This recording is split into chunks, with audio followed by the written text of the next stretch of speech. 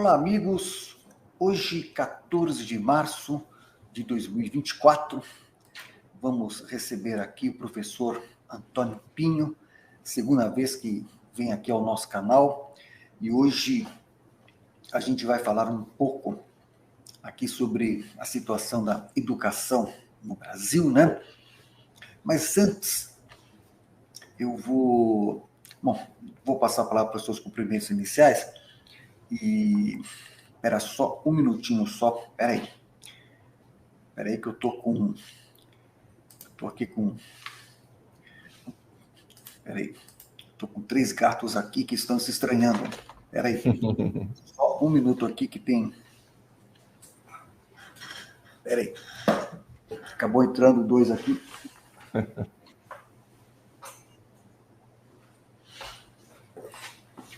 Vamos continuar, depois eu tiro.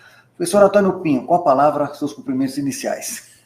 Boa noite, professor Hermes. É uma grande honra, né, poder participar do seu canal.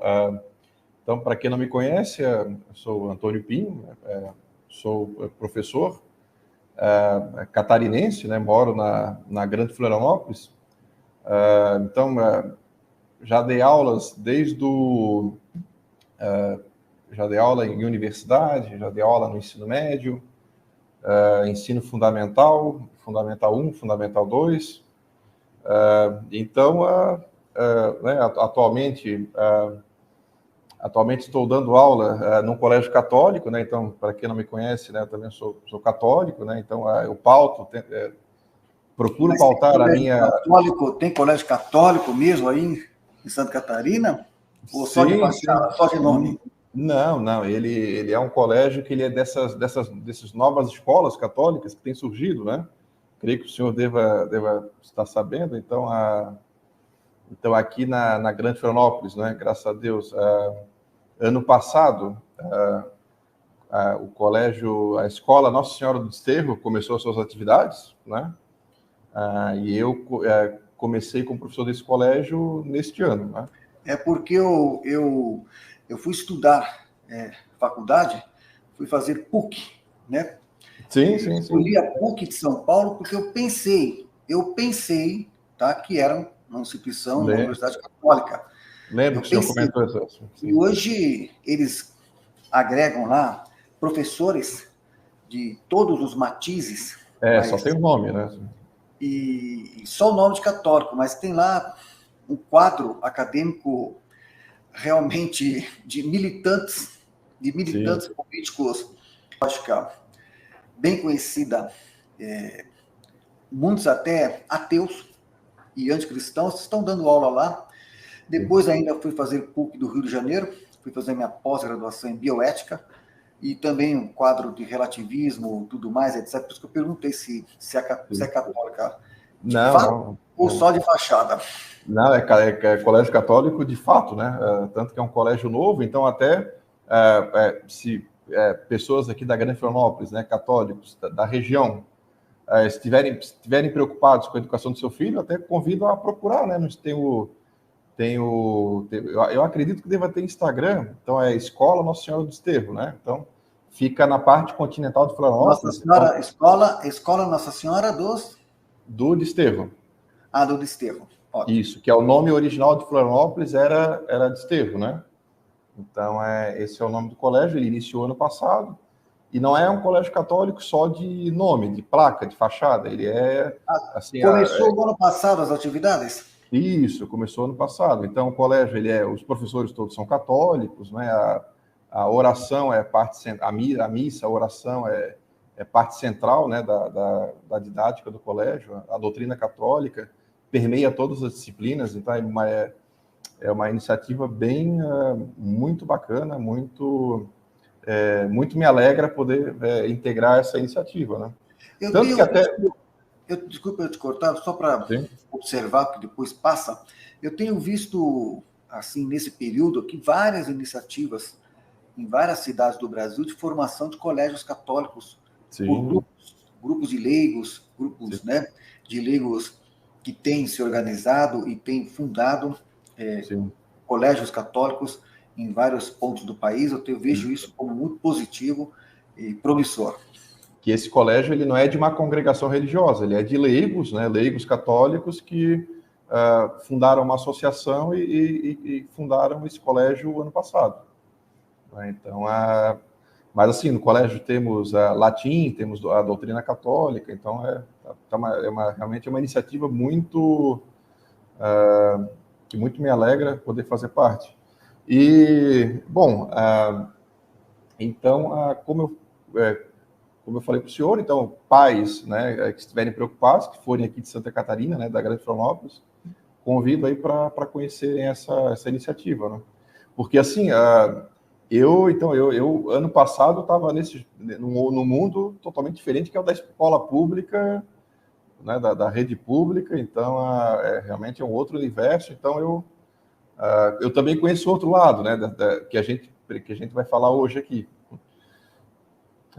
Então, posso prosseguir a pauta naquilo que a gente... Antes, deixa eu só rapidamente aqui fazer um cumprimento aqui com o pessoal. Eu vou fazer um comentário rápido de uma pauta aqui do dia e já começamos a falar sobre o nosso tema, né? Quero cumprimentar aqui o Isaías Domingos da Silva, Edi Souza, Garagem 70GM, Leda Marisa Correia de Carvalho, que até então era membro do canal, porque o YouTube cancelou todos os membros do canal, desmonetizou o canal 100%, e a coisa está desse jeito.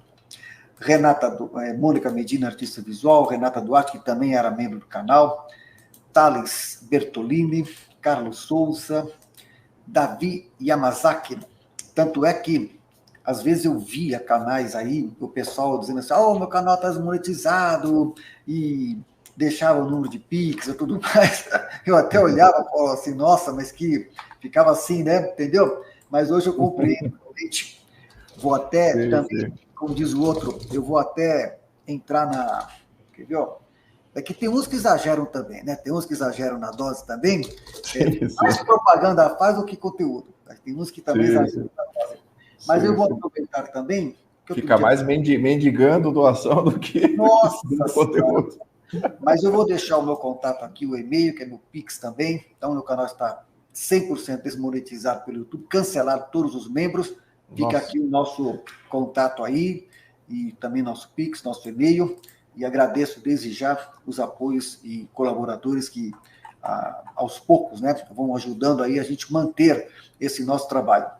Mas deixa eu continuar aqui rapidamente cumprimentar a Renata Duarte, que era então membro do canal. Quero lembrar que nós estamos retomando o nosso curso sobre o Apocalipse para o público em geral, que antes era para os membros do canal. A primeira parte.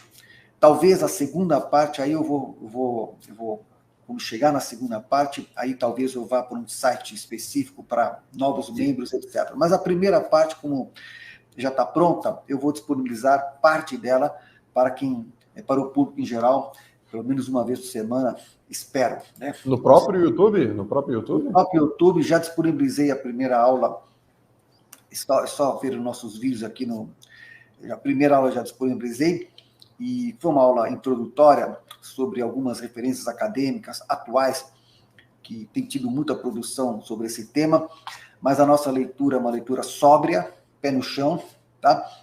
E até eu achei curioso que durante a minha exposição, disse que a minha base é católica, aí fui criticar por alguns que são várias leituras, né? O Apocalipse, imagina, várias leituras. Eu tenho aqui mais de 200 abordagens sobre o Apocalipse, né? Mas eu tenho que ser honesto e falei que a minha base é católica e alguns disseram que não, que fizeram as suas questionamentos, mas essa é a base do nosso curso sobre o Apocalipse, tá? E a Renata Duarte também, eu lembro que ela era membro também, estava fazendo parte, Thales Bertolini, Ângelo Navarro e tantos mais, eu não vou me estender, Paulo Frota, que também é nosso colaborador, também membro do canal, e tantos mais, eu não vou me estender, porque eu quero ouvi-lo também sobre o tema, mas antes ainda, tá? Eu quero só observar, para deixar registrado aqui uma notícia que não tem nada a ver com o assunto que nós vamos tratar, um pouco, mas a gente vira e mexe, a gente deixa registrado aqui. Veja como é que estão as coisas. Vejam como é que estão as coisas, a coisa está avançando. A coisa está avançando. Olha aqui, ó. Olha aqui, ó. A Anatel diz a Moraes que irá usar poder de policiar para retirar sites e Tá aplicativos. feio, hein? Então, a coisa está avançando. Olha, só vai ensinar o pessoal a usar aprender a usar VPN. A coisa está avançando. Essa é uma postagem que o deputado Marcelo Van Hatten publicou. E rapidamente eu vou ler aqui, porque só para deixar registrado, qualquer possibilidade possível que Alexandre de Moraes tenha para rastrear pessoas e retirar do ar sites e aplicativos que supostamente atentem contra a democracia deles, né, será usada pelo ditador Alexandre de Moraes. Isso escreve o deputado.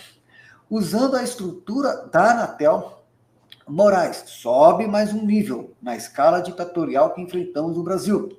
E tem o apoio do ex-ministro do STF e atual ministro da Justiça de Lula, Ricardo Lewandowski, toda a patota, já sabemos disso, para executar suas ações inconstitucionais, diz o deputado Marcelo Van Hatten. Não faz muito tempo que o desgoverno Lula usou a AGU para criar o gabinete do cala-boca, que tinha o objetivo de processar quem criticava as políticas públicas do PT. Agora, o presidente da Anatel, Carlos Baigorre, diz que o órgão estará irmanado 24 horas por dia ao novo gabinete da censura que o ministro Alexandre de Moraes inaugurou no TSE esta semana. Aí diz o deputado: apresentarei um requerimento de informações para obter esclarecimentos formais da Anatel. Não medirei esforços para impedir esse tipo de abuso do judiciário e preservar a prerrogativa legislativa do Congresso Nacional.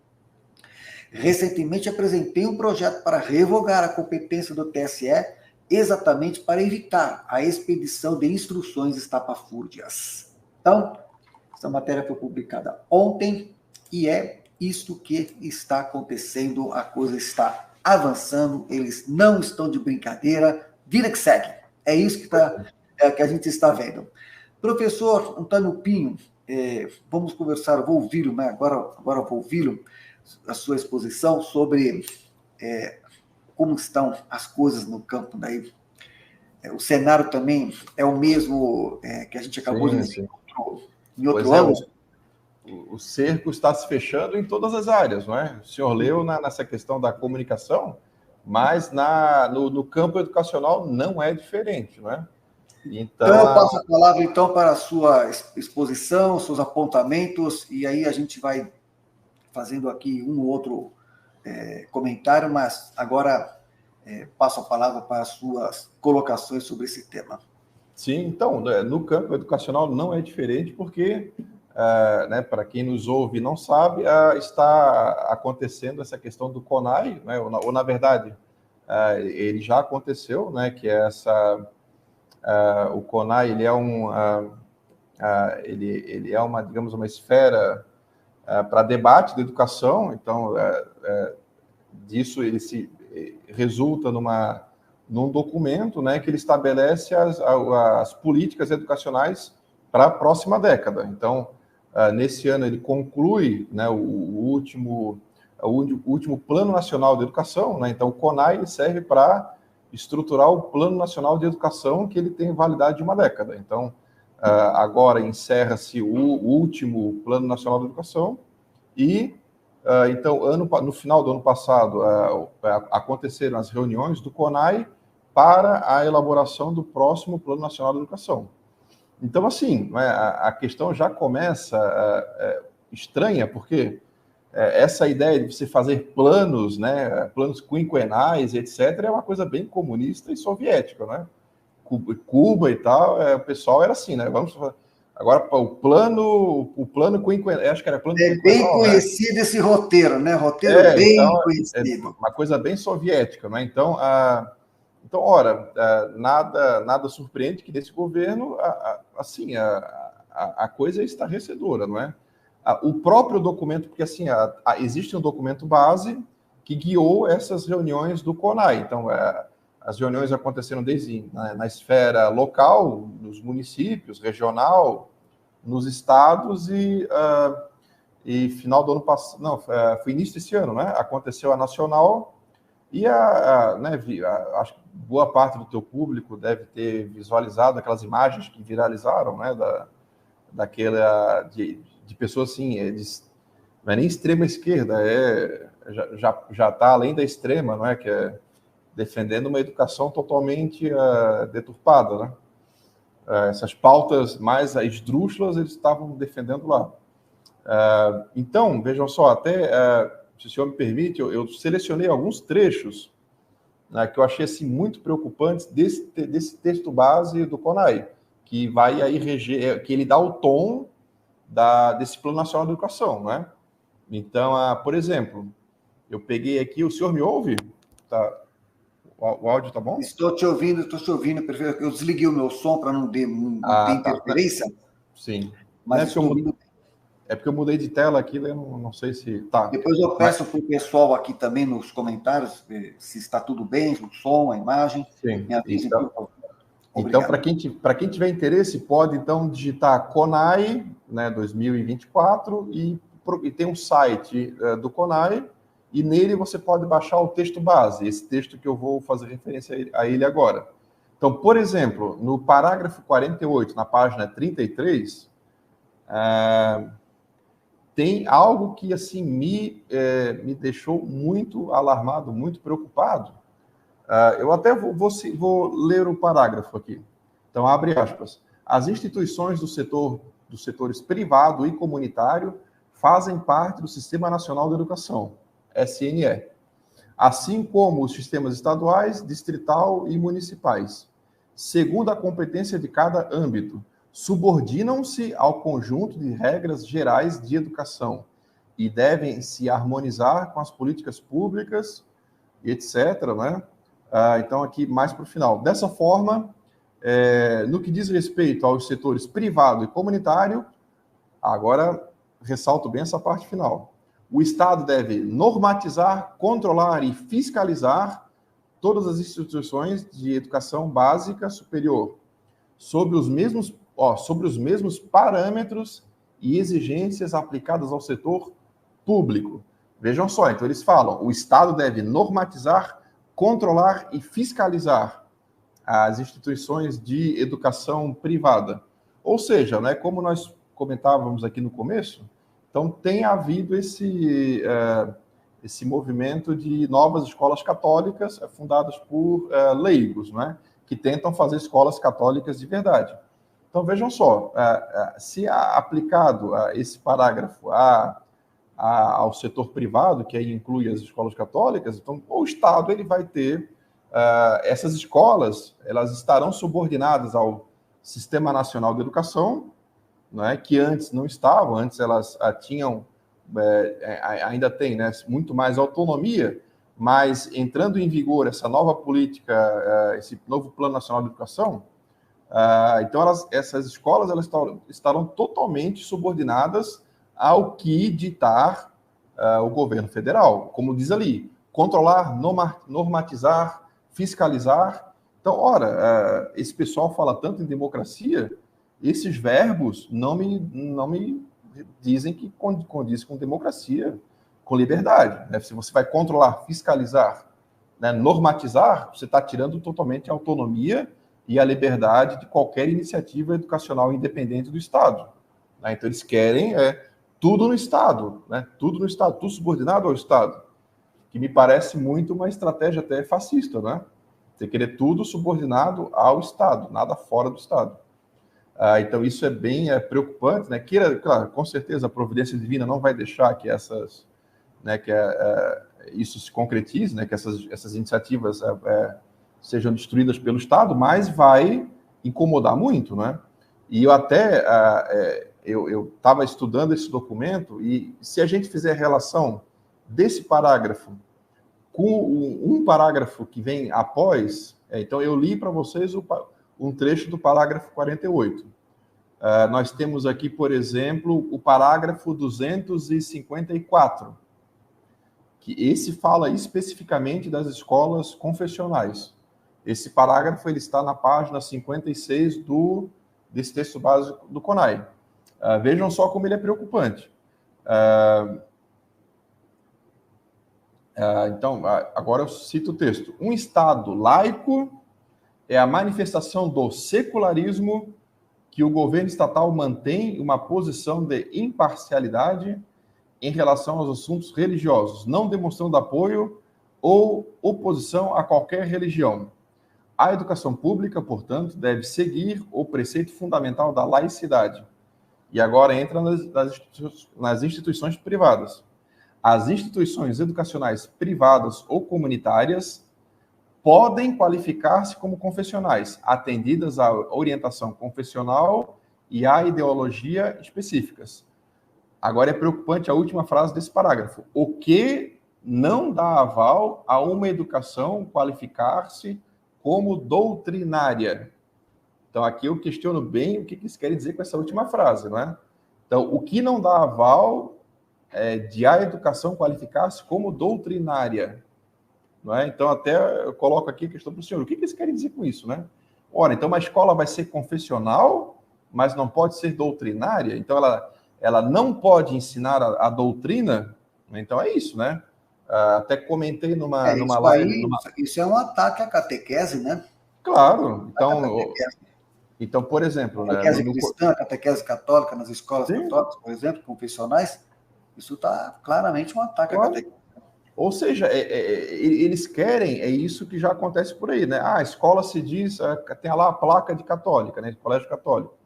Mas na prática não é, só tem o nome, né? Você tem ali você tem as matérias comuns, contratam qualquer professor, pode ser ateu, pode ser qualquer religião.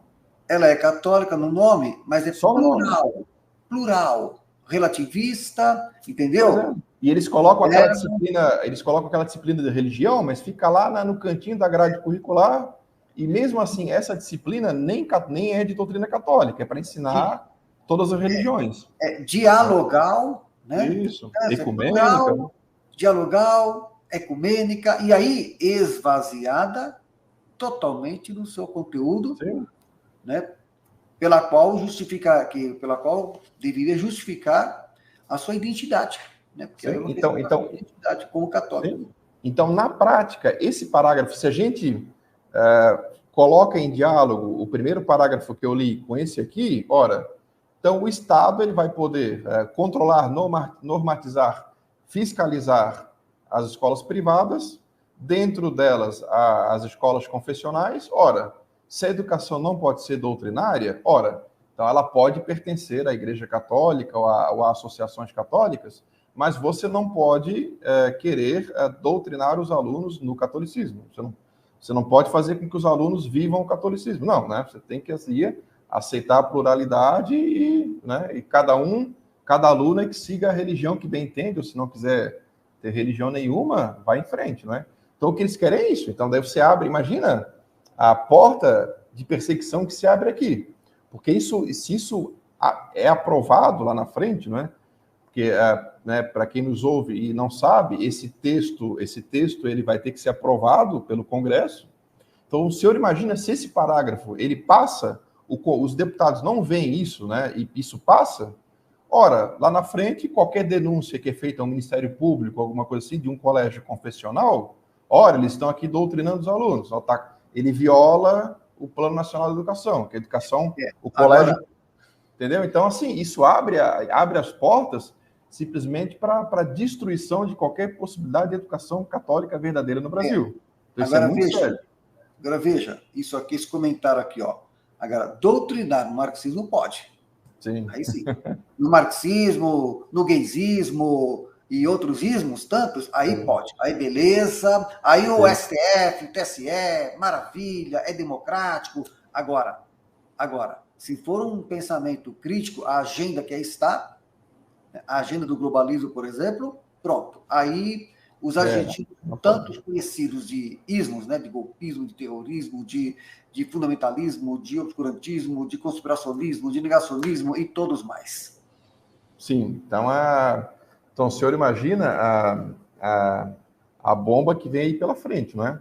Então, assim, é bem preocupante, não é? Então, eles querem mesmo os colégios particulares que não são católicos ou protestantes, tal, eu acho que eles devem se preocupar, porque eles vão perder a autonomia total, né? Então eles vão ter que vão ser colégios particulares apenas né, porque tem um CNPJ, mas serão colégios, na prática serão os colégios estatais, né? Porque o governo vai ditar tudo que o colégio faz. A começar pela oração, né? Porque eu me recordo, eu estudei no colégio salesiano, estudei nos salesianos, então me recordo perfeitamente que às 7 horas da manhã, veja, às 7 horas da manhã a gente chegava na escola, tinha um pátio, né? Tinha um pátio e todo mundo rezava o Pai Nosso, Ave Maria, as principais orações cristãs, todo dia de manhã havia, antes de entrar na sala de aula, a oração. Então, isso, por esse critério que está, já não vai poder acontecer. Já não pode. E muito menos dentro da grade curricular, dentro da disciplina, se querer falar de catolicismo, né? Aí fica impossível. Não pode ser doutrinário. Então, você não pode querer educar os alunos para viver o cristianismo, né, o catolicismo. Não pode, né? Não pode. Você tem que... Agora, o catolicismo do Leonardo Boff pode. O catolicismo do Leonardo Boff, de Bergoglio, e sabe, esses podem. Esse catolicismo do Leonardo Boff, de Bergoglio, pode. Agora, aquele que defende, por exemplo, a missa de sempre do Papa São Pio V, bom, esse aí não pode. É isso que está acontecendo. Sim. Inclusive, falando em missa, né, então, né, o colégio onde eu estou, né, então os alunos semanalmente participam de missa, como o senhor falou, inicia as aulas com oração, tem oração durante as aulas, tem oração para encerrar o período de aula também no final da manhã. Então, assim, né, tem uma educação toda voltada realmente para, né, levar os alunos a uma vida de oração e uma vida da prática católica, né? Então, pelo que estão colocando aqui, é impossível, né? Você não pode. E assim, os evangélicos também teriam que estar muito preocupados, porque isso também atinge os colégios deles, né? Então, e eu vejo uma movimentação muito fraca, não é? Colégios particulares, os colégios protestantes também, penso que o pessoal está bem assim, né? Eu não tenho visto muita movimentação nesse sentido, para querer contrapor a isso, né? Mas os evangélicos, eles são mais aguerridos que os católicos. No Congresso Nacional, pelo menos, eu vejo que ali as pautas de vida e família, se não fossem Sim. os evangélicos, estaria pior, teria passado, porque os católicos, falo como católico, atuação do Congresso Nacional, atuação pífia. Se não fossem os evangélicos no Congresso Nacional, esta agenda já tinha passado. Estou falando como católico. Fato. E assim, sim, e os colégios, será que, associações de colégios particulares também, né? Não precisam ser necessariamente confessionais, porque esse Sistema Nacional de Educação, ele não será apenas formado pelas escolas estatais, então todas elas estarão submetidas a ele. E digamos, é uma pirâmide, é uma coisa soviética, centralizada, é uma coisa piramidal. No topo dessa pirâmide tem o Conselho Nacional de Educação, né? Então, a própria palavra soviética, né, que todos aqui, que o nosso público sabe, né, o público do senhor, desculpa, né? O público do seu canal sabe, o soviete é conselho, né? Então, tem o Soviete Nacional de Educação, que ele é que vai controlar, regulamentar, fiscalizar todo esse Sistema Nacional de Educação. Então, as normativas desse soviete da educação vai, inclusive, afetar toda a rede privada. Então, esse pessoal da rede privada deveria estar, assim, deveria ser a preocupação número 1 desse pessoal, tá pressionando os deputados em Brasília para acabar com isso aí, né? E eu quero lembrar que nós, inclusive do nosso movimento, ajudamos a derrotar aquela proposta da Dilma Rousseff de conselhos populares. Eu mesmo fui ao Congresso Nacional, estive no Senado Federal, fiz um pronunciamento. Do meu lado estava o Gilberto Carvalho, do meu lado, na mesa. O Suplicy estava lá na época, não gostou do que eu falei na cara deles contra o projeto da Dilma dos Conselhos Populares, ficaram bravos comigo, entendeu? O Gilberto Carvalho do meu lado, e graças a Deus a gente conseguiu derrubar aquele projeto dos Conselhos Populares, que queria nada mais mesmo que a sovietização do Brasil, etc, etc. Pois é, e esse novo Plano Nacional de Educação, ele vai nesse sentido de sovietização da educação, né? Então, um sistema extremamente centralizado, centraliza em Brasília, inclusive, as decisões que vão afetar a educação privada, a educação confessional. Bom, então a questão é estarrecedora, né? E aqui para concluir essas leituras de parágrafos desse texto base, nós temos, por exemplo, também o parágrafo 266, da página 58, né? Só mais uma observação, antes de passar para esse parágrafo. O que acontece é que as pessoas não estão percebendo o seguinte: eles estão fechando o cerco, eles estão centralizando, eles estão montando o aparato para a repressão. Ainda não chegou a repressão. Ainda não. A repressão não chegou. A repressão vai chegar quando o aparato estiver fechado. Sim. E é o que eles estão fazendo. Aí nós percebendo isso. E a hora que o aparato estiver fechado, aí é a repressão com bota de aço em cima, e aí não tem o que fazer. A exemplo do que já aconteceu ao longo da história. Perfeito. Não, a colocação que o senhor fez agora é perfeita. Eu concordo 100%. Eles estão preparando a armadilha, né? Estão preparando a armadilha. E lá na frente, infelizmente, nós veremos aí notícias de... né, quem não... Eu não, né, como não sou advogado, não entendo a questão jurídica, mas quem que não me disse que lá na frente, esse Conselho Nacional de Educação não terá aí o poder para caçar o diploma de professores que não coadunam com a linha deles, né? Que é o que já tem acontecido no exterior. Eu, por exemplo, eu fiz uma live no meu canal, no final do ano passado, sobre o pronome neutro, casos de perseguição a professores que não usaram o pronome neutro para se referir aos seus alunos, né? Então, teve casos que eu apresentei no meu canal de professores que tiveram a sua licença docente cassada, foram expulsos do sistema educacional. No Brasil, nós, graças a Deus, ainda não vemos casos, o governo cassou o diploma desse professor, ainda não vimos casos nesse sentido, né?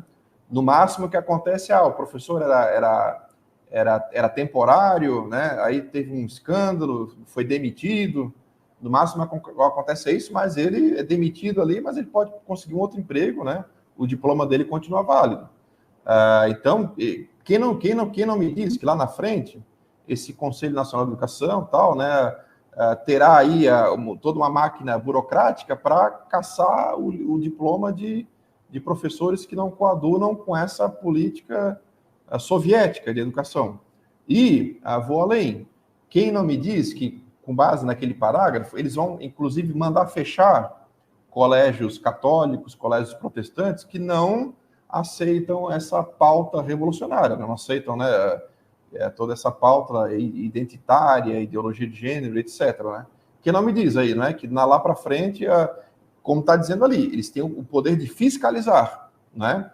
Então, eles estarão lá nesses colégios fiscalizando. Ora, se o colégio não seguir essa linha ideológica, né, soviética, né, esse sistema soviético à brasileira, que não me diz que esses colégios não terão o seu registro cassado também, né?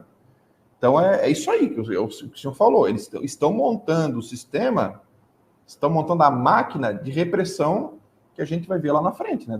Em poucos anos, em pouco tempo, eles vão ter um sistema prontinho para repressão mesmo, né? Qualquer iniciativa educacional que não coaduna com essa pauta revolucionária vai ser exterminada, né? Vai ser tirada do mapa. Infelizmente, esse é o cenário que eu vejo, não a longo prazo, não. Em pouco tempo, isso aí vai tá acontecendo. Por quê? Inclusive porque esses novos colégios, né, que têm surgido de leigos, eles vão começar a incomodar esse sistema, não é? Eles, por enquanto, são iniciativas mais pontuais, né, iniciativas pequenas, mas elas estão crescendo, porque os pais estão vendo o descalabro que é a educação que está aí. Mesmo as escolas privadas comuns que estão aí, elas seguem essa agenda, né? Não tem tantos casos aí de colégio de São Paulo, que a mensalidade é 10 mil reais aí e convida a Sônia Guajajara para dar palestra, não é? Então... Então é assim. O problema, sabe o que acontece? São esses adjetivos que eles já começam a fazer para estigmatizar os resistentes a isso. Então, eles começam com os adjetivos de fundamentalista, né, de obscurantista, de conspiracionista, de extremista, de terrorista, joga o terrorista junto também no baialão de gato, e aí para quê? Para justificar lá na frente o abate. A repressão. O abate. Porque quando a repressão vier, tem que abater, porque o abate é a fase final, certo? Claro. Mas aí tá batendo quem? Tá batendo o terrorista. Claro. O fundamentalista. O extremista. Sim, porque quando essas iniciativas educacionais católicas começarem a aparecer e a incomodar, o aparato repressivo já vai estar montado, né? Esse Plano Nacional de Educação Soviético já vai estar montado. Inclusive, eu vou aproveitar o que o senhor falou agora, porque eu selecionei um outro parágrafo que diz especificamente sobre o que o senhor falou agora. É o parágrafo 266. 266 é a página 58. Vejam só o que ele fala aqui. Abre aspas. Na mesma linha, se faz urgente uma contraposição efetiva do Estado nas diversas esferas federativas às políticas e propostas ultraconservadoras, garantindo a desmilitarização das escolas. Vejam só, então, aquela perseguição aos colégios militares, né? O freio ao avanço de propostas e tentativas de descriminalização da educação domiciliar, o homeschooling, escola sem partido e etc., não é? Então, esse é um dos parágrafos bem polêmicos, né? O 266. Então, aí, quem está vendo aqui, se você é pai, professor, vai lá, estuda esse documento, isso vai interferir a tua vida, a vida do teu filho, no dia a dia. Então, eu peço, por favor, estude, fale com seu deputado federal, deputado estadual, proponha na sua cidade, mesmo na Câmara Municipal, na Assembleia Estadual, proponha para o seu deputado, para o seu vereador, audiências públicas para denunciar isso aqui, está nesse texto aqui, né? Para propor audiências públicas, que é o que já tem acontecido, né? Eu sou, por exemplo, que teve em Curitiba, no Paraná, né? Parece que já teve uma audiência pública lá. Então, vamos tentar fazer aqui na Assembleia Legislativa de Santa Catarina também, né? Eu vou propor aqui uma audiência pública sobre isso, né? Então, assim, isso tem que ser debatido nas assembleias, nas câmaras municipais, porque isso aqui é um absurdo, né? Então, vejam só, então ele já coloca esse adjetivo pejorativo, né? Então, propostas ultraconservadoras, né? E ali já fala, bom, temos que frear iniciativas que queiram descriminalizar o homeschooling. Ora, quando que o homeschooling foi crime no Brasil? Não é? É crime? Não tem uma lei dizendo que o ensino domiciliar é crime. Não há nada que diga sobre isso. Mas nessa mentalidade soviética, socialista, o Estado tem que regulamentar tudo. Então, tudo que o Estado não regulamenta, por consequência, é crime, né? Se o Estado não regulamentou, é crime. É essa a mentalidade das pessoas que formularam esse texto, infelizmente. Então, não se... Ora, e pela concepção do direito tradicional, se não há uma lei que impeça uma certa atividade, essa atividade não é crime, não é? Se eu quiser sair com uma melancia no pescoço na rua, não tem uma lei que me proíbe isso, né? Então, se eu quiser, eu posso fazer, né? Então, não existe uma lei que proíba o ensino domiciliar. Então, ele não é crime, mas aqui eles partem do pressuposto que o homeschooling é crime, né? E eles querem também reprimir esse pessoal, né? Então, acabar com as escolas militares. Então, assim, eles querem fechar o cerco em todas as áreas, né? A educação, os colégios confessionais não podem doutrinar, não pode ter homeschooling, não pode ter colégio militar. Você apenas pode ter aquele colégio que ensina gênero, né? Ensina todo tipo de agenda revolucionária. Você só pode ter isso, não pode ter nada fora disso. Traduzindo, é o que esse documento coloca aí como política educacional para a próxima década, né? Infelizmente é isso, né? Então, É isso que está acontecendo. Então, e o que a gente fica perplexo de ver é a conivência de muitos líderes religiosos, católicos principalmente. Agora, recentemente foi lá a CNBB tirou fotos no Palácio do Planalto, todos sorridentes, todos se abraçaram. O Flávio Dino foi nomeado ministro do STF, teve missa na CNBB, se abraçaram, teve bispos dizendo, conta com a gente, estamos juntos. Então, é isso que está acontecendo. Eu falo, veja, eu tenho falado aqui várias vezes, quando posto no canal, para nós, católicos, tem sido uma situação atípica, totalmente atípica, porque como é que a gente faz para viver a fé num ambiente em que os pastores, aqueles que deveriam ser os guias, né, aqueles que deveriam ser os líderes, as vozes para ser o que Jesus falou, o sinal de contradição são aqueles que abraçaram a agenda. Olha que situação para o católico consciente, tá certo? Daquilo que o Evangelho anuncia, diante de uma situação em que muitos, não vou falar todos, mas muitos abraçaram a agenda que está, e isso dificultou de uma tal forma a nossa ação como católicos dentro da instituição. Algo assim que também não dá para passar pano. E isso está assim, a coisa está avançando, o lulopetismo voltou à cena por omissão e conivência dos maus religiosos, tá certo? Que deveriam ser sinal de contradição lúcida e corajosamente. Mas, infelizmente, por conta dessa omissão e dessa covardia, a agenda avança dessa forma como nós estamos vendo, o cerco se fechando, o aparato se montando para a perseguição lá na frente, quando tudo isso já estiver montado. Sim, Nada antes ocorrer que oponha-se a isso. Com certeza. Infelizmente, nada de novo debaixo do sol, né? Então, o catolicismo, ele nasceu sob perseguição e estamos vivendo tempos onde a perseguição volta, né, com tudo.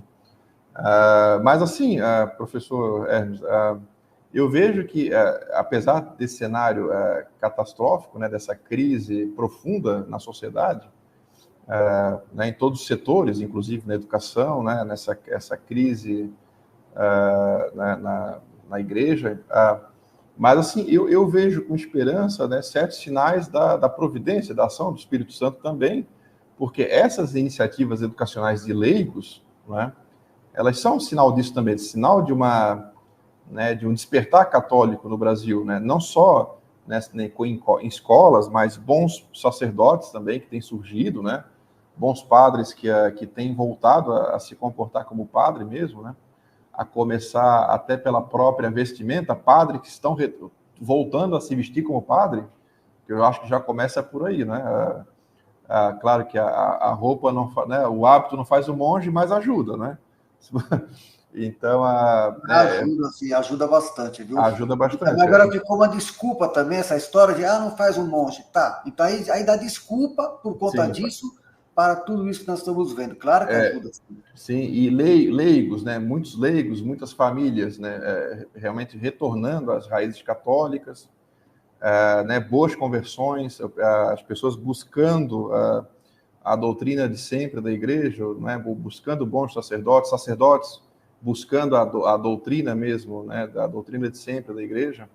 Então, eu vejo que há bons intelectuais católicos surgindo, né? Institutos católicos de leigos brotando em diversas partes do Brasil, né?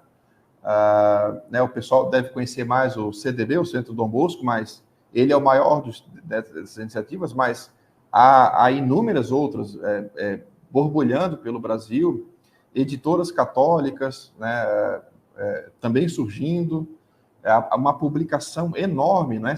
O senhor certamente conhece mais do que eu, assim, como nós vemos assim bons livros, né, boa bibliografia sendo publicada no Brasil, sendo traduzida, editada, Então, tudo isso nos dá também uma esperança, né? Não é tudo negativo que tem.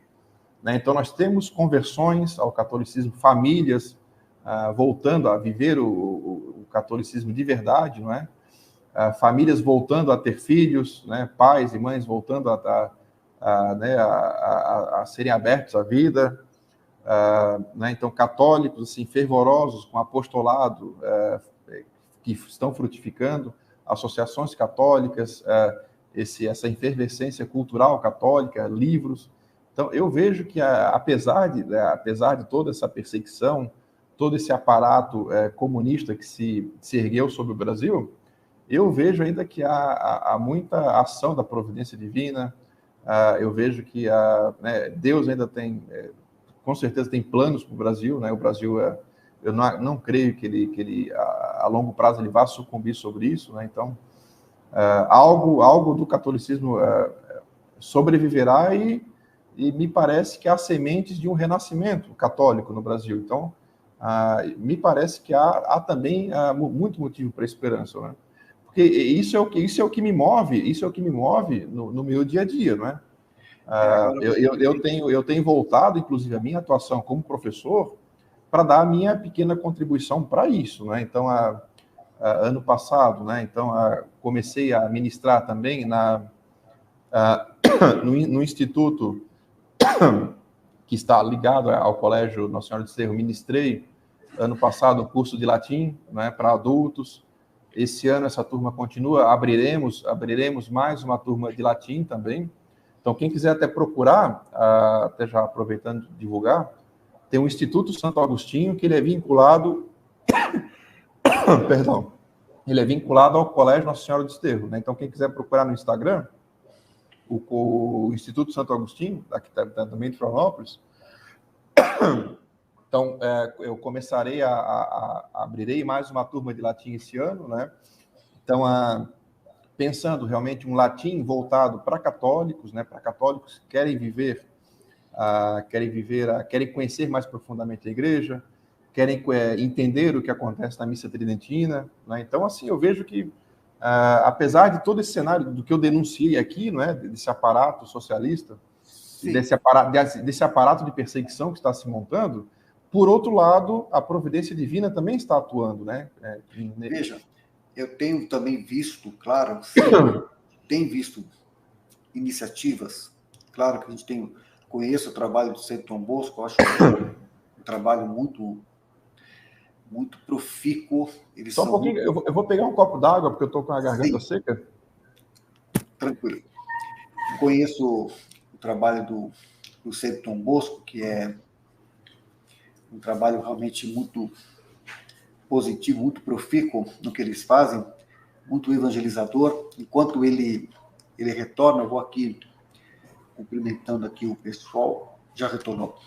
Então, eu conheço aqui o trabalho do Centro Dom Bosco.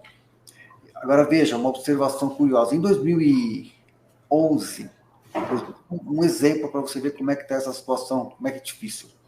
Em 2011, eu estive na Arquidiocese do Rio de Janeiro, junto com Dom Antônio de Orleans e Bragança, que mora no Rio de Janeiro, e levei ao Dom Arani uma carta que eu mesmo escrevi, pedindo a abertura do processo de beatificação da princesa Isabel, esta catolicíssima, cristianíssima, grande regente que nós tivemos, foi preparada para ser imperatriz do Brasil, seria um reinado fantástico. Ela estava preparada para fazer um grande reinado no Brasil, muito melhor que os anteriores, muito melhor. Sim. Ela estava preparada para fazer um grande reinado. Foi educada, inclusive, teve uma esmeradíssima educação, e aos 18 anos sabia falar vários idiomas, etc. E, em suma, conhecia muito do Brasil e de tantas coisas mais. E aí ele veio para a Dona Ani a proposta de pedir para abrir o processo de beatificação da princesa Isabel, que ela também tem uma história de vida maravilhosa, desconhecida, também na França, ela morreu na França. E aí o que aconteceu? Veio em 2012, a gente começou né? A coisa andar em 2012, aí vem 2013.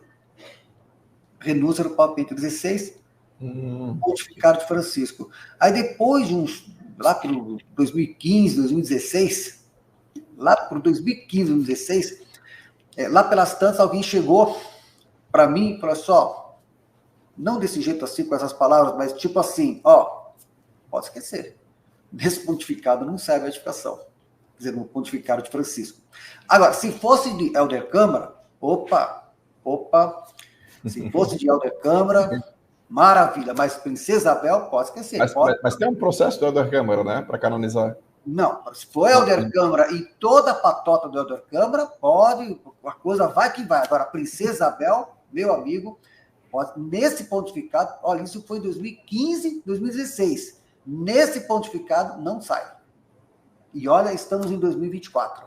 Dito e feito. Então, você veja, uma grande católica, uma grande regente, um exemplo de vida, nesse pontificado, pode esquecer. Então, e fato, 2024, 12 anos depois, a coisa está do jeito que está. Então, é difícil. Sim, mas que boas iniciativas tem, joio e trigo juntos. A gente não vai esmorecer, claro, mas a coisa está desse jeito. Sim, sim. E a longo prazo, o senhor vê que o que há de vida cultural no Brasil, né? O que há realmente algo espontâneo, vivo, no plano cultural no Brasil, é o que vem do catolicismo, né? Então, eu vejo, assim, muitos bons intelectuais, ótimos professores, muita gente dando cursos de altíssima qualidade, né? O senhor é um exemplo disso, né? Com o seu curso sobre Apocalipse, como o senhor tem muita gente boa, até muita gente jovem, né? Então, assim, eu vejo que é muito promissor, né? Então, a gente tira pelos livros, né? O livro, a publicação de livro tem um impacto a longo prazo. Toda obra que você traduz, publica no Brasil, ou livros que são de intelectuais católicos brasileiros mesmo, isso tem um impacto a longo prazo, né? Então, até eu vejo que não é à toa, o CDB, com certeza, ele vê isso, né?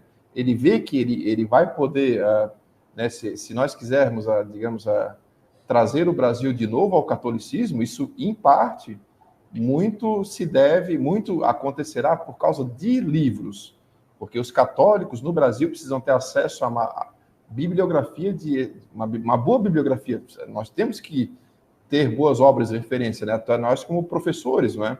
A nossa atividade docente, ela depende de boas obras de referência. Então, tudo começa na publicação de livros. Então, o que eu vejo agora, esses livros que o CDB, que tantas outras editoras estão publicando, eu não tenho dúvida que isso vai frutificar, nem que seja daqui a 20, 30, 40 anos, isso vai gerar frutos, a gente vai vencer essa crise a longo prazo. Agora, voltando só para a gente finalizar aqui essa questão, eu queria que você falasse um pouquinho sobre esse processo que está caminhando para o Sistema Único de Educação. Sim. Sistema Único de Educação. E isso era uma proposta do Demerval Saviano, e o Haddad, quando foi ministro da Educação, também avançou nisso. Hoje está aí o lulipetismo de volta. E você tinha dito para mim que talvez você tivesse alguma proposta para fazer frente a isso. E como é que você vê isso? Sim, então, o que eu vejo de proposta para contrapor isso como estratégia de urgência, né? Agora, urgente, o que a gente pode fazer? O que eu vejo, o melhor que nós possamos fazer agora é essa questão das audiências públicas, né? Nós temos que fomentar o debate público nas assembleias, nas câmaras municipais, porque ali é que os deputados federais conseguem os votos deles, né? Ali é que está a base deles.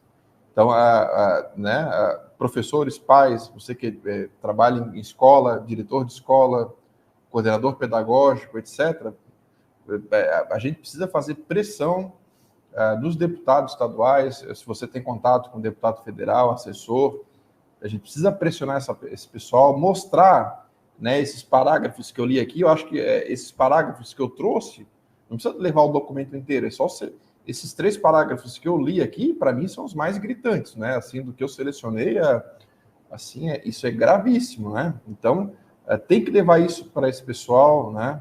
A propor audiências públicas para debater isso aí, mostrar o perigo que se aproxima do Brasil, né?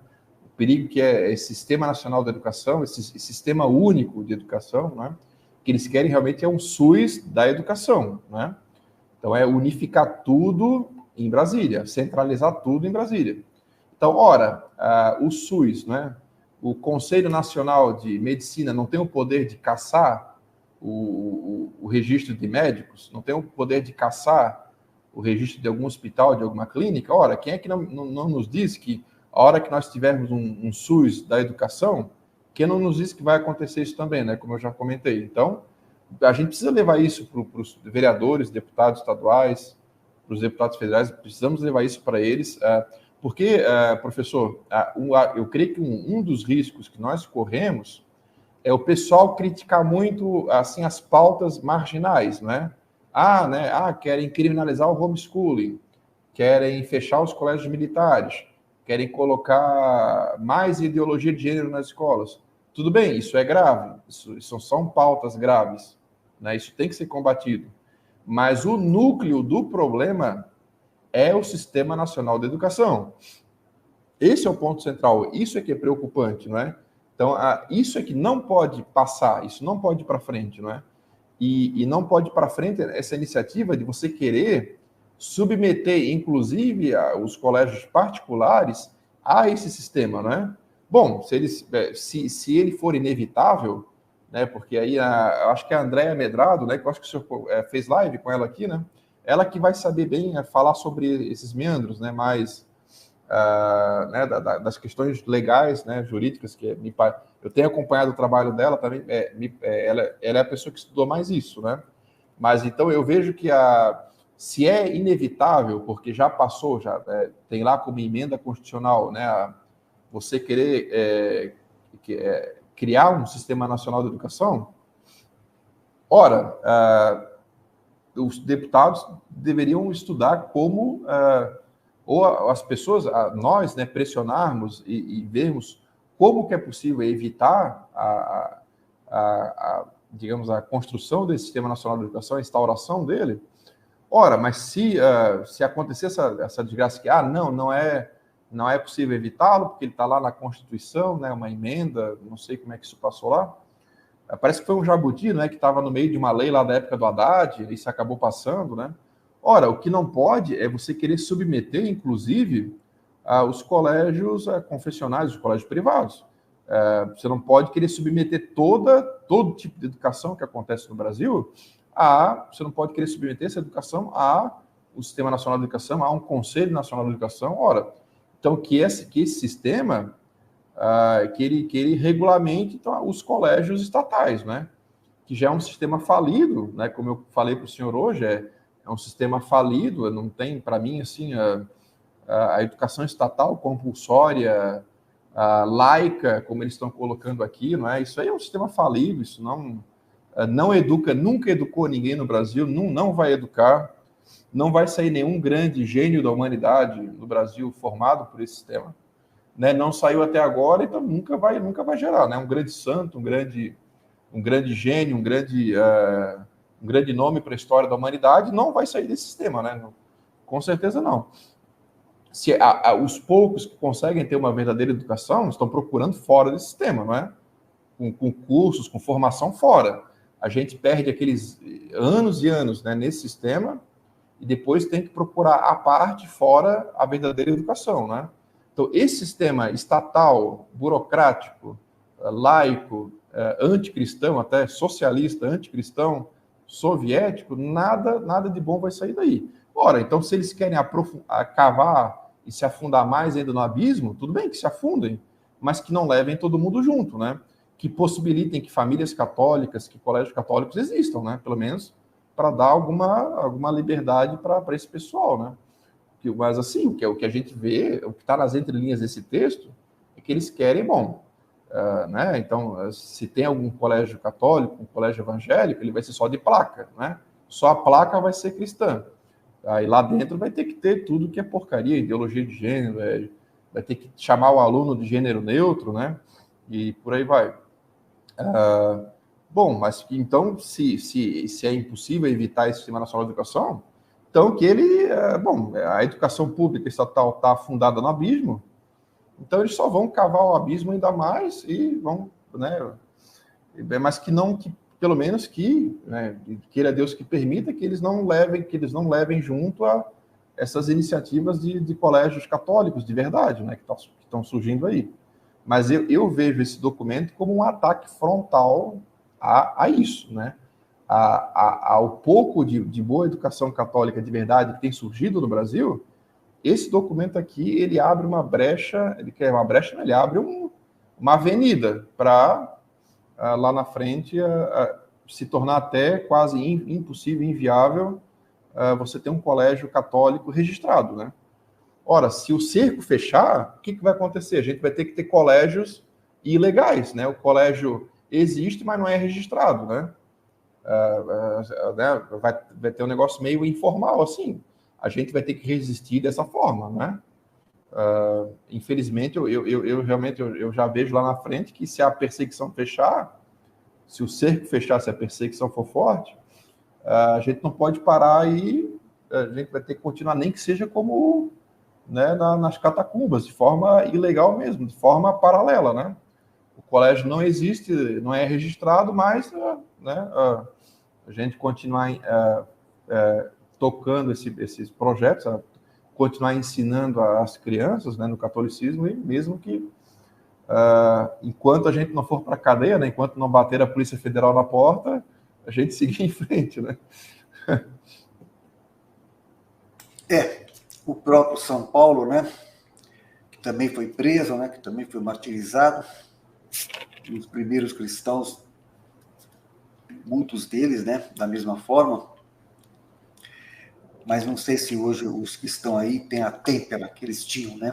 Esse que é o X da questão, né? Por conta de todo o conforto, toda a tecnologia. Então, isso criou também uma dificuldade a mais, porque nas épocas passadas a vida era muito dura, era muito difícil, era muito desafiante nas coisas práticas do dia a dia. Então, isso também, de algum modo, dava assim, uma têmpera mais forte aí para os enfrentamentos disso tudo. E hoje, com todo esse conforto, com todas essas inovações tecnológicas que facilitaram muito a vida do ponto de vista material, e com todos esses apelos hedonistas que aí estão, que é fato que aí estão, então criou também essa outra dificuldade também,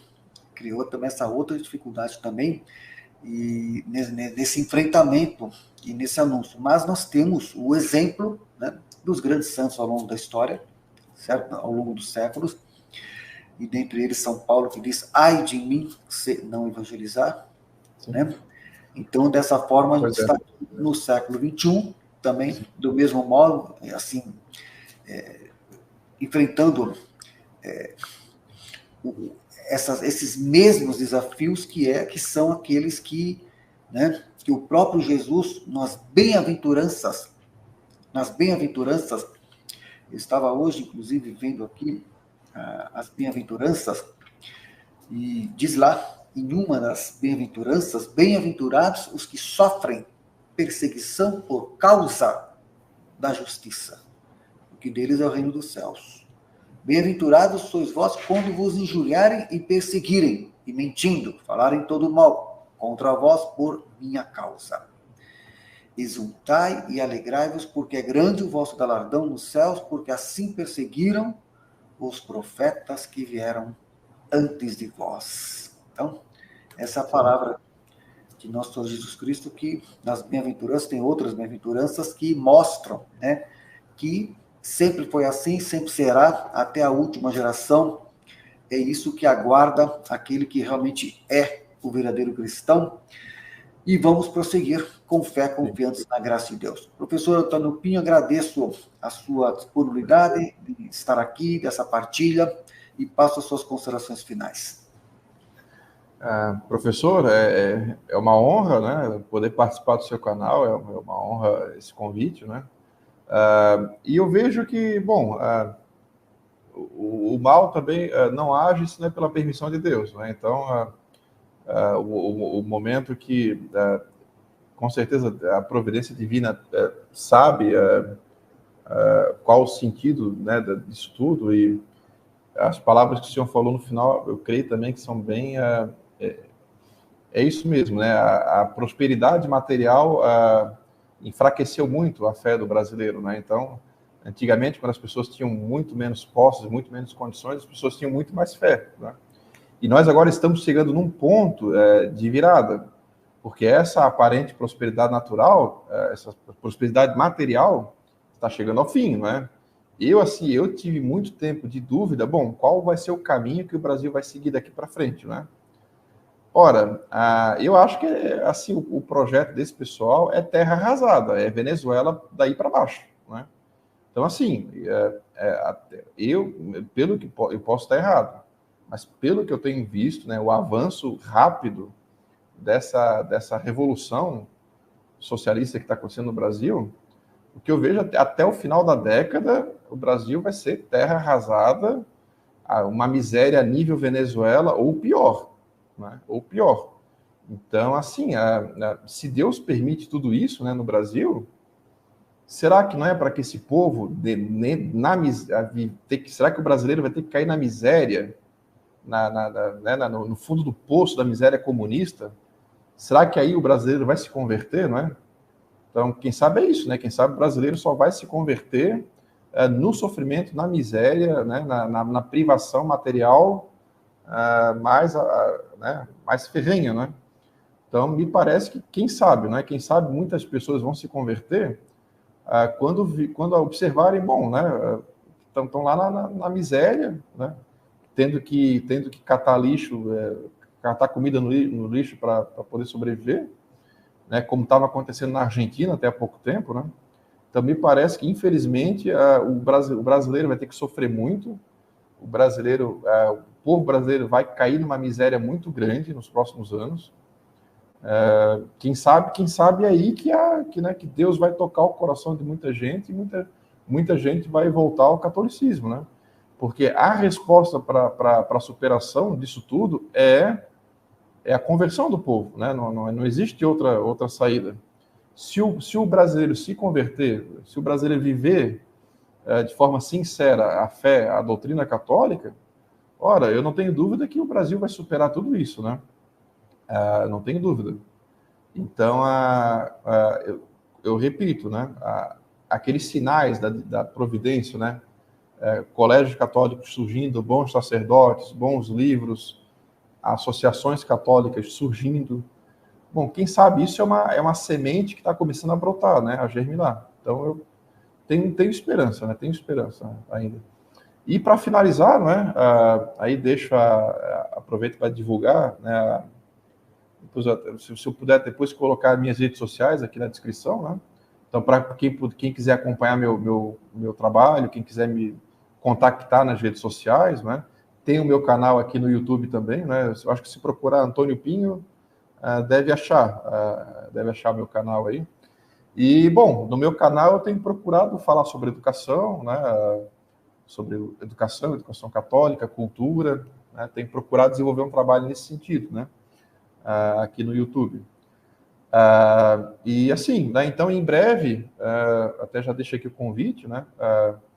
Em breve eu vou lançar um novo curso de latim, né? Então, quem me acompanhar nas redes sociais vai ficar por dentro de quando esse curso, em muito breve, vai aparecer a gente vai lançar esse curso, né? É esse canal, né? Isso, esse canal, né? Antônio Pinho.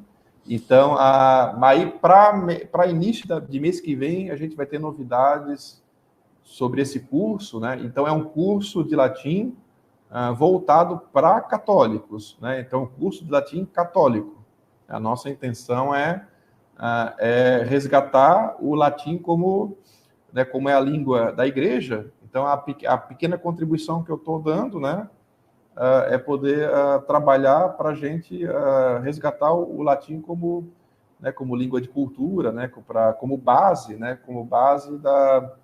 da educação, né? Porque a educação católica, antigamente, né, antes dessas reformas educacionais que destruíram a educação, antes a base da educação católica era o latim, né? Então, o latim tinha uma função muito importante.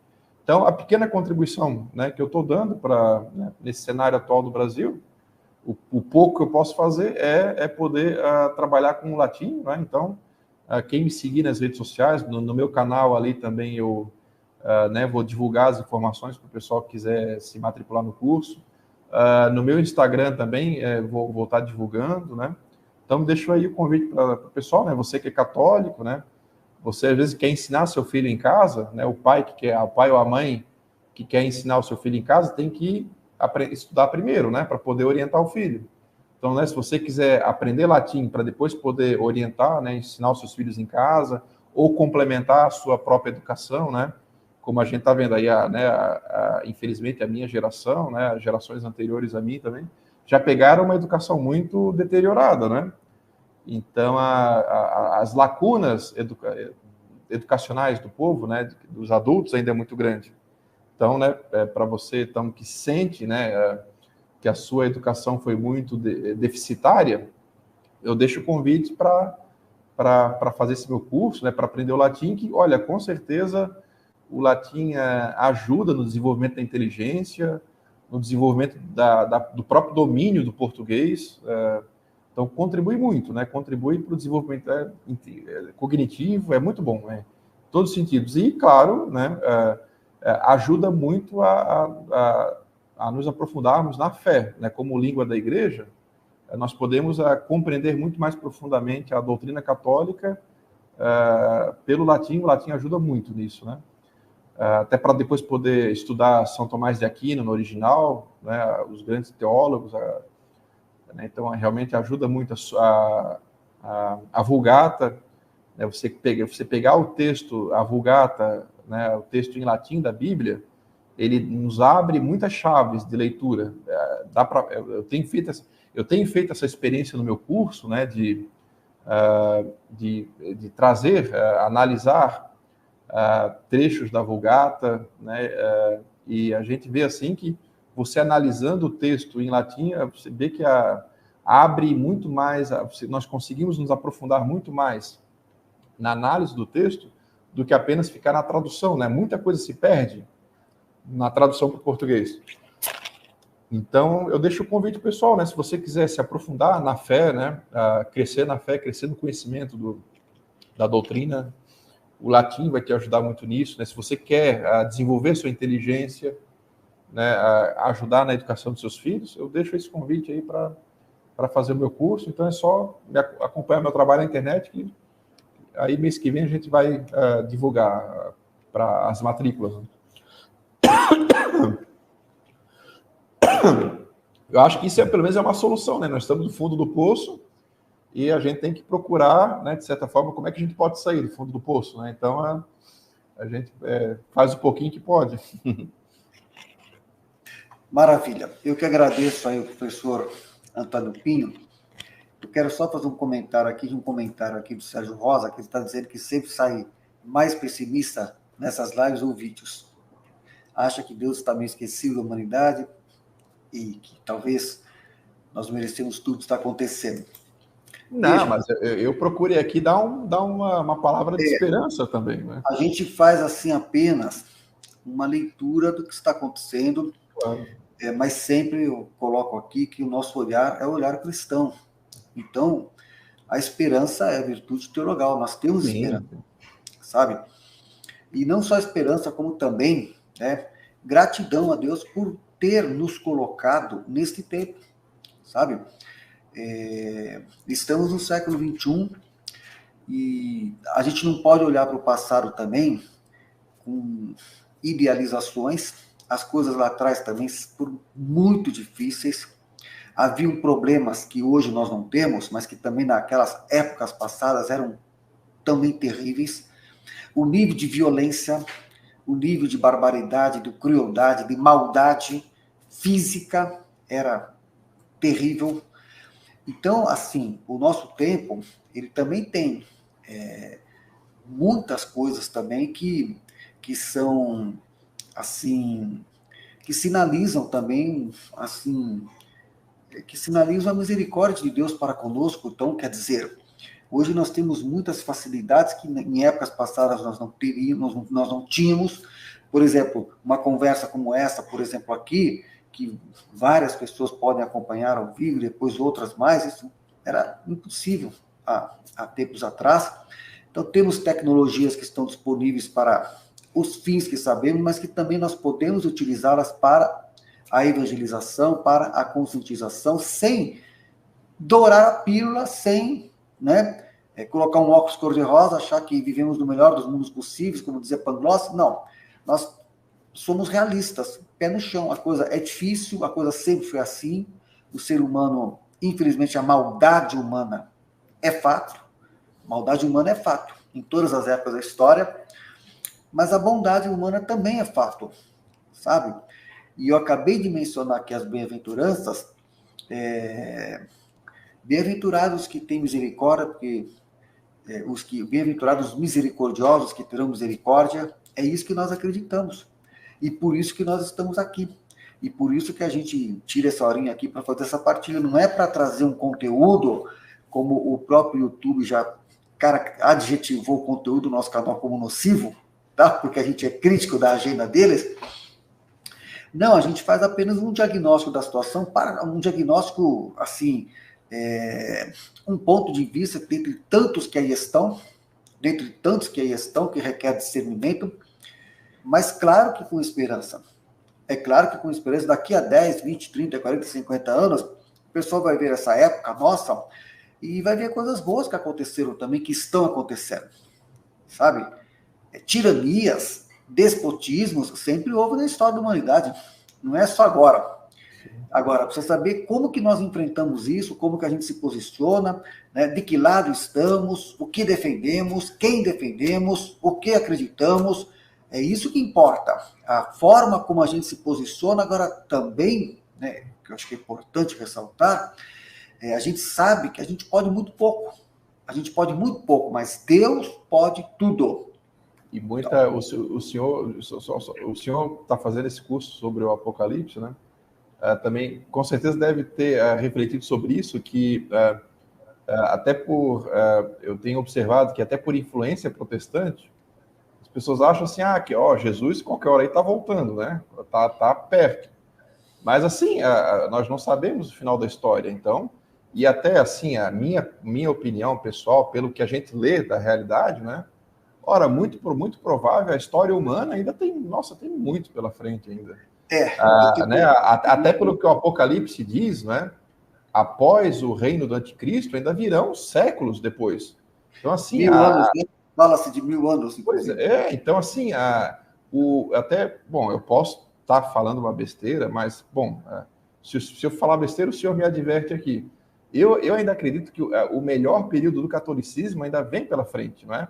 Porque a promessa do Apocalipse, bem no final, é que Cristo reinará sobre toda a humanidade, né? Então, haverá uma nova cristandade, pela leitura que eu faço, que abarcará o mundo inteiro, né? Não só na Europa, não só no continente, mas a cristandade ela ainda vai triunfar sobre toda a Terra, né? Claro que isso não é um milenarismo, né? Não estou falando de milenarismo, mas me parece que Deus vai derrotar, ele vai mostrar para a humanidade que ele é o Senhor da história, inclusive derrotando todo esse sistema, né, do anticristo que a gente vê. Tudo isso vai desmoronar, e a igreja e Cristo vai triunfar, inclusive na história.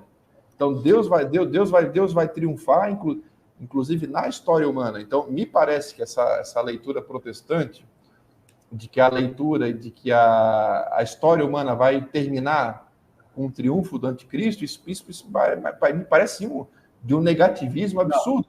Não. A história Deus cria o homem, então tem aí milhares de anos de história humana, para a história humana acabar com o triunfo do anticristo? Não, a história vai acabar com o triunfo do Cordeiro. Isso, a história vai acabar, na minha leitura, a história vai acabar com o triunfo. Claro que lá no final haverá ainda batalhas, né? Mas assim, o triunfo vai ser tão milagroso, né? Então a igreja, né? A cristandade atingindo o mundo inteiro, isso vai parecer sim realmente vai ser inquestionável que isso foi obra divina, né? No auge da iniquidade, no auge do governo mundial, do anticristo, etc., tudo isso desmorona e renasce a igreja, renasce a cristandade, e Deus vai provar na história que Ele é o Senhor de tudo. Né? Então, a gente ainda tem muita coisa pela frente, tem muitos séculos pela frente, e claro, assim, é uma pena que nós não estaremos vivos nesse triunfo da igreja, né? Mas nós temos fé que isso vai acontecer, né? E isso com certeza vai acontecer. Então, assim, a esperança, eu tenho muita esperança nisso, né? Bom, e se nós não fizermos nada agora, né? Ora, nós seremos cobrados depois, né? Nós teremos nos omitido, né? Então, porque isso vai depender também, né? Cristo conta com que as pessoas propaguem a verdade, né? Propaguem a doutrina, né? Se não tiver ninguém que anuncie, né? Então, né? Nós fazemos a nossa pequena parte, né? A nossa pequena parte, mas nós temos que ter esperança e defender a verdade, né? A todo momento. Veja, eu também tenho uma visão assim, como eu falei, de que a cada geração, a cada época, a cada século, você tem muitas interpretações e sempre tem os falsos profetas que, né, que dizem, pô, é agora que tudo vai acabar. E não acabou. Isso aconteceu já ao longo da história várias vezes, né? É agora. E nunca. Por quê? Porque, claro, Deus é o Senhor da história e na própria profecia de Jesus, ele disse que o evangelho seria levado a todas as nações, a todas as nações. A gente vê aí uma China, por exemplo, que precisa ser evangelizada, de fato. Quer dizer, o tamanho da China, imagina, bilhões de pessoas que estão na China, dominado pelo Partido Comunista, certo? Num estilo de vida globalista. Então, o evangelho falta chegar ainda a muitos povos, sabe? O verdadeiro evangelho, né? A verdadeira semente do evangelho. Então, é assim, ninguém sabe a hora, só Deus sabe o seu retorno. Então, qualquer conjectura de data é desconhecer o que o próprio Jesus disse, que só o Pai sabe. Então, a gente precisa estar fazendo a nossa parte, né? E certamente no final de tudo, todos nós teremos acesso à verdade, todos nós teremos acesso à verdade, e aqueles que estão com Deus, né,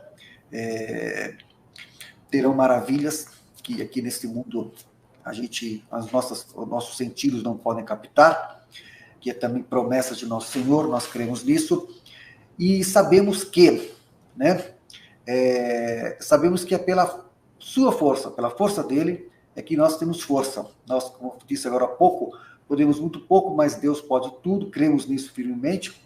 É Ele que nos eleva, Ele que nos salva, porque Ele é Salvador, né? E é nisso que confiamos, cremos, e também isso também, da minha parte, não há nenhuma ansiedade sobre o que vai acontecer, como vai acontecer, não há nenhuma ansiedade, nenhuma foiteza, apenas a plena confiança, né, de que Deus sabe o que faz, né? Ele é o Senhor da vida, Ele é o Senhor da história, e o que Ele fizer está bem feito, e a gente estando com Ele, nós vamos participar, né, daquilo que Ele preparou para todos aqueles que o amam, e que certamente é algo maravilhoso. Então é nisso que cremos, por isso fazemos a nossa parte, vamos prosseguindo, confiante em Deus, porque Ele é o Senhor da vida. Agradeço ao professor Antônio Pinho pela sua disponibilidade, agradeço a todos os inscritos, e vamos, né, como sempre falo, prosseguir com fé, confiantes na graça de Deus. Meus amigos, até a próxima, se Deus quiser.